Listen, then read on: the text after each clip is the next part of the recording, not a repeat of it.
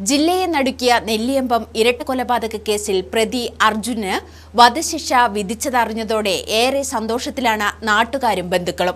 വിധിയിൽ സന്തോഷമുണ്ടെന്ന് കൊല്ലപ്പെട്ടവരുടെ ബന്ധുക്കൾ പ്രതികരിച്ചു. നാടിനെ നടുക്കിയ ഇരട്ട കൊലപാതകമായിരുന്നു നെല്ലിയമ്പത്തേത്. ഒരു തുമ്പുമില്ലാതിരുന്ന കേസിൽ പഴുതടച്ച അന്വേഷണമാണ് പ്രതി അർജുനിലേക്കെത്താൻ പോലീസിന് സഹായകരമായത്. വിധിയിൽ ഏറെ സന്തോഷമുണ്ടെന്ന് ബന്ധുവായ നാരായണൻ നമ്പ്യാർ പ്രതികരിച്ചു.